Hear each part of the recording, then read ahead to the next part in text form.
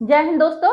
देखिए, पिछले वीडियो में हमने आर्टिकल 206 का डिस्कस किया था, जिसमें हमने देखा था लेखा अनुदान, प्रत्यानुदान वगैरह पढ़ा था।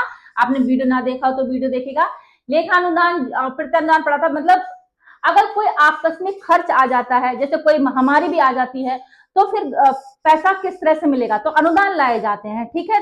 सरकार से तुरंत की तुरंत ग्रांट मांगी जाती है। तो आपने आर्टिकल ना पढ़ा तो आर्टिकल पढ़िएगा। ठीक है, आर्टिकल 207 देख लेते हैं। देखिए, हम पढ़ रहे हैं राज्य का विधानमंडल, ठीक है। संविधान का भाग 6 पढ़ रहे हैं। राज्य के विधानमंडल में 2 सदन आते हैं, विधानसभा, विधान परिषद। विधान परिषद प्रत्येक राज्य में नहीं होती है, ठीक है। मैं ये बात कई बार बोलती हूँ ताकि याद रहे, ठीक है, इंपॉर्टेंट है चीज है।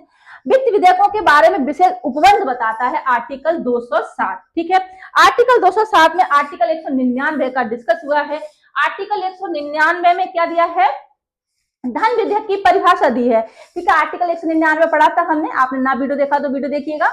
वित्त विधेयक की परिभाषा, धन विधेयक किसको बोलते हैं वो हमने पढ़ा था। अगर किसी विधेयक, किसी बिल में धन की बात हो रही है, पैसा निकालने की बात हो रही है, संचित निधि से व्यय की बात हो रही है, अगर किसी बिल में टैक्स की बात हो रही है, ठीक है, और टैक्स की बात हो गई और उससे पैसा निकालना है संचित निधि पर, मतलब लोन रीपेमेंट वगैरह सब हो गया, ठीक है, और भारत की संचित निधि से, मतलब राज्य की संचित निधि से पैसा निकालने की अगर बात हो गई तो वो विधेयक धन विधेयक हो गया, ठीक है।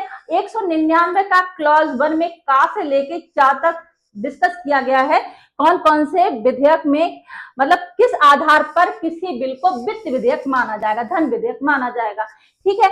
तो इसमें क्या दिया है? देखिए, अनुच्छेद 199 के खंड 1 के उपबंध का से लेके चा में विनिर्दिष्ट जो विषय दिए गए हैं, उपबंध करने वाला अगर कोई विधेयक है या संशोधन है तो वो राज्यपाल की बिना सिफारिश के, ठीक है, बिना सिफारिश, मतलब उसके बिना राज्यपाल की सिफारिश से ही, ठीक है, उनकी राज्यपाल की सिफारिश से ही प्रस्तावित या प्रस्तावित किया जाएगा।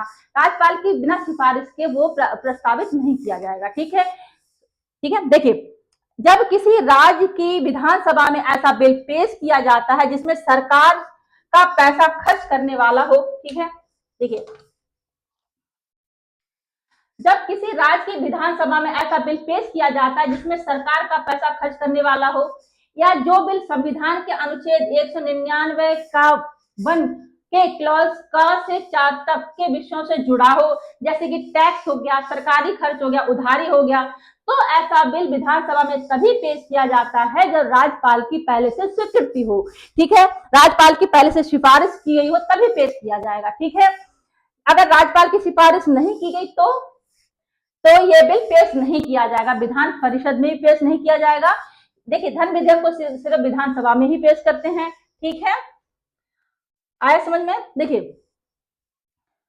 मान लेते हैं, एक उदाहरण है यहाँ पे। माना कोई विधायक है, ऐसा बिल लाना चाहता है जो हर किसान को 5,000 रुपए की सहायता दी जाए। ऐसा बिल है जो कि हर किसान को 5,000 रुपए की सहायता दी जाए, ऐसा बिल है। तो यह बिल सरकार के पैसे से जुड़ा है, मतलब वित्त विधेयक है, राज्यपाल की बिना मंजूरी के विधानसभा में पेश नहीं किया जा सकता। आया समझ में?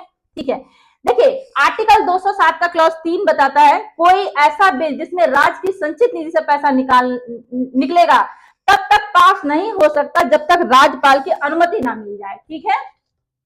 देखिए, जिस जिस विधेयक को अधिनियमित और प्रवर्तित किए जाने पर राज्य की संचित निधि से व्यय करना पड़े, वह विधेयक राज्य के विधानमंडल की किसी सदन द्वारा तब तक पारित नहीं किया जाएगा जब तक कि ऐसे विधेयक पर विचार करने के लिए उस सदन ने राज्यपाल की सिफारिश ना ले ली हो, ठीक है।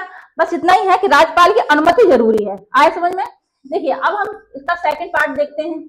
अगर कोई विधेयक, देखिए, अगर कोई विधायक है, कोई सदस्य है, किसी बिल में संशोधन का प्रस्ताव देते हैं, ठीक है, ये अलग चीज हो गई। संशोधन की यहाँ बात हो रही है। किसी बिल में संशोधन का प्रस्ताव देते हैं और वह प्रस्ताव और उस बदलाव से सरकार को किसी चीज पर खर्च करना पड़े, ठीक है, या किसी विभाग में काम करवाना पड़े, तो यह प्रस्ताव अमान्य नहीं माना जाएगा, गलत नहीं माना जाएगा, ठीक है।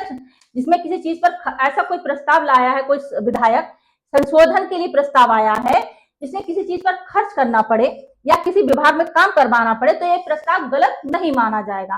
पर शर्त क्या है? अगर वह खर्च केवल इस वजह से हो क्योंकि किसी अधिकारी की सैलरी बढ़ रही है, ठीक है, सैलरी बढ़ानी है या कोई टैक्स या फीस लगानी है या किसी चीज का उत्पादन वितरण या परिवहन करना है तो उसे इसलिए नहीं रोका जाएगा। ठीक है, देखिए अगर किसी प्रस्ताव में थोड़ा सा खर्च होता है तो उसे सिर्फ खर्च करने की वजह से नहीं रोका जाएगा।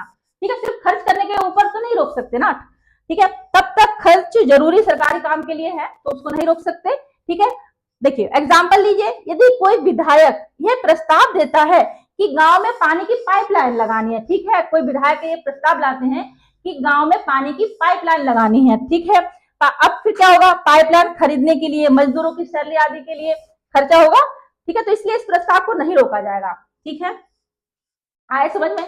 देखिए अगर देखिए आर्टिकल 207 हमने पढ़ा, आर्टिकल 208 नेक्स्ट वीडियो में पढ़ेंगे।